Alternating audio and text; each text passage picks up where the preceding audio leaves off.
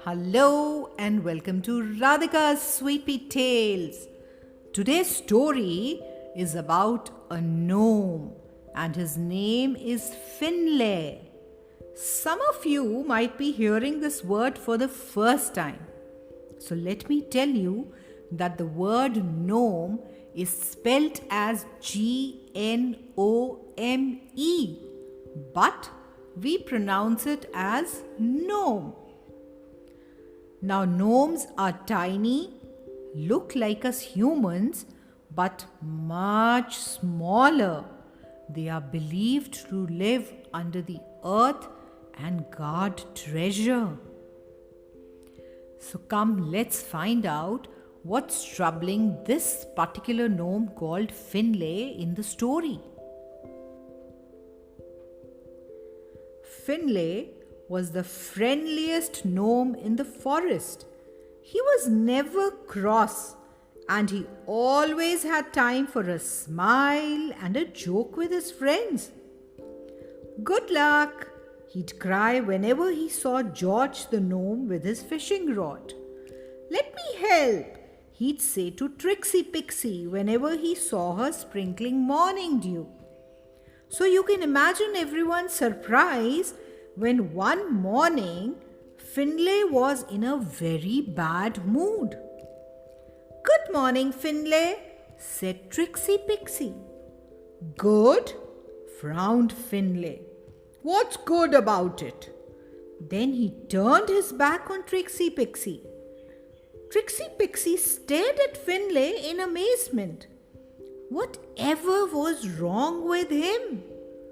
He was usually so polite and friendly. Just then, George the gnome puffed past on his way to the river. "Heard any good jokes lately, Finley?" he waved. "You trying to fish? That's a joke," replied Finley rudely. And with that, he marched indoors, slamming the door behind him. "That's not like Finley," gasped George. "I think we ought to find out what the problem is right away." Later that morning, Trixie Pixie and George called a meeting to see if anyone knew what was making Finley so grumpy. The air was filled with excited chattering as pixies, gnomes, fairies, and goblins tried to guess what was wrong. "Perhaps Finlay's got a toothache," suggested Gobble. "That always makes me grumpy." "Finlay's got false teeth," replied George, "so it can't be that." "Maybe he's hungry," suggested Rosie Fairy. "I get cross when I'm hungry." "Finley always has a big breakfast," said Trixie Pixie. "It must be something else." Suddenly, a voice piped up from the back of the crowd. "I know what's wrong," said Pebble, who was one of the cleverest pixies in the forest. "He's not getting enough sleep. I heard him complain that the noise of the stream next to his house is keeping him awake at night. That's why he's so grumpy." "Pebble's right," cried George, jiggling around in excitement.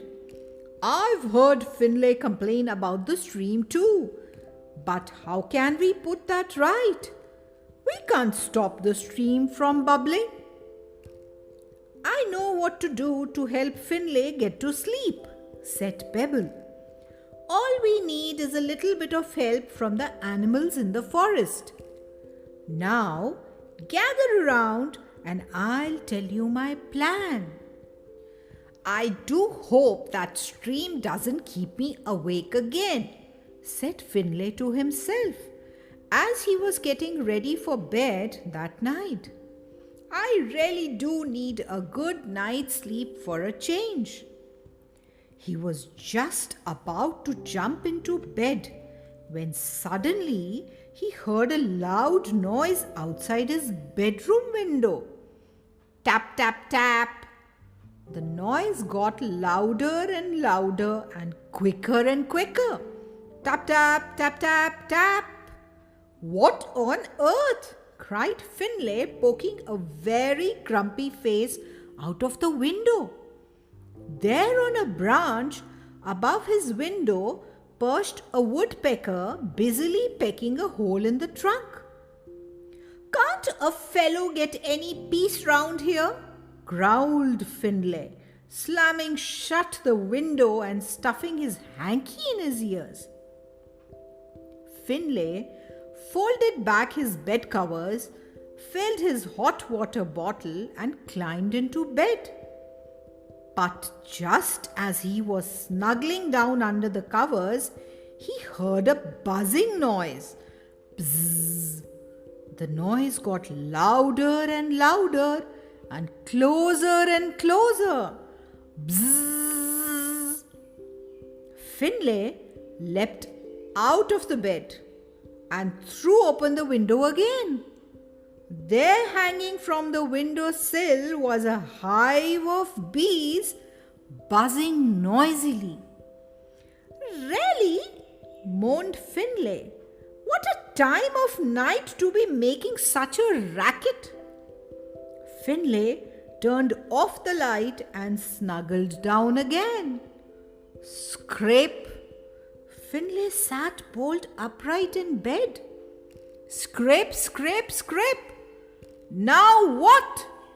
He shouted, marching across the room. He threw open the window and looked down. There among the roots of the tree was a rabbit digging a burrow. Please let me get to sleep, cried Finlay as he climbed back into bed and pulled his pillow over his head. But he could still hear tap, tap, tap, bzz, bzz, bzz, scrape, scrape. Just when Finlay thought he would go mad, the noise suddenly stopped. All he could hear was the sound of the bubbling stream that flowed by the side of his home. After all the loud noises, it was like a gentle lullaby singing the exhausted gnome to sleep. Finlay sighed a huge happy sigh. At last he smiled, snuggling down under the bed covers. Before long, all that could be heard in the little house was the sound of the happy gnome's snores. The next morning, it was a very different Finlay who met his friends at the garden gate. Good morning, he cried as George walked past with his fishing rod. Thank you, he chuckled as Trixie Pixie skipped past sprinkling dew. Finlay was himself again. You seem happy today, said Pebble as he strolled past Finlay's gate. I am, agreed Finlay, smiling at the clever pixie. It's amazing what a good night's sleep can do for you. I slept wonderfully well last night. You know, I think the noise of the stream really is quite lovely.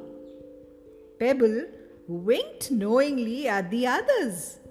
I expect anything is better than all the noise our helpers made. He grinned.